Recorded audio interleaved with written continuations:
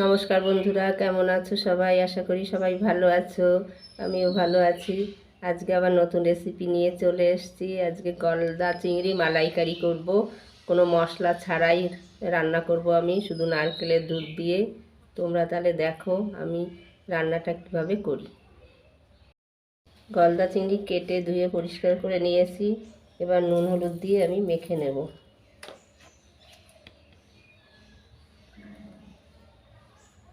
নুন দিয়ে মেখে অতিরিক্ত ভাজবো না, একটু হালকা করে ভেজে নেব। তারপরে রান্নাটা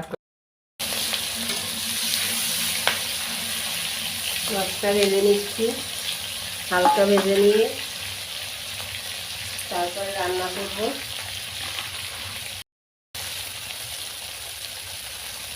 মাছ ভেজে নিয়েছি।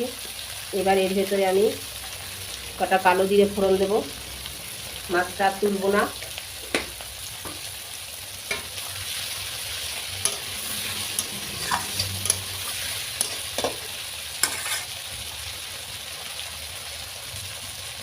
স্বাদ মতো লবণ দিয়ে দেবো, হলুদ, লঙ্কাটা পরে দেব। এবার নারকেলের দুধটা দিয়ে দেবো।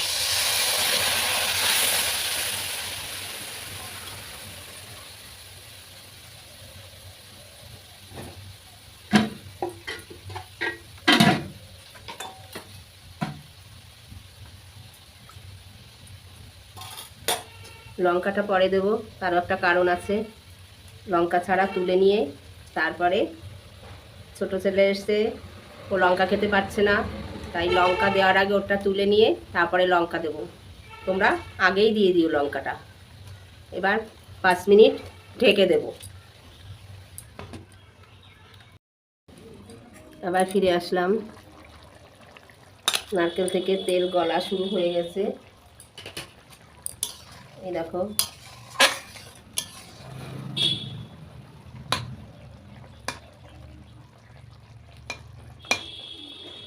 মাছগুলো গলে গেছে।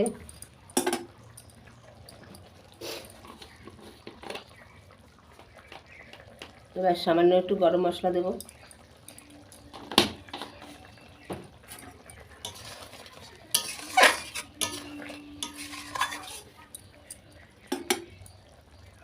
তিনটে লঙ্কা কুচানো দিয়ে দেব।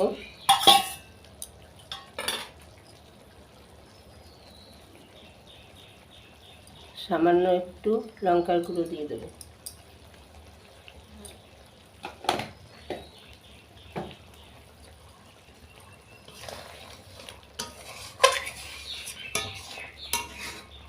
মশলা ছাড়া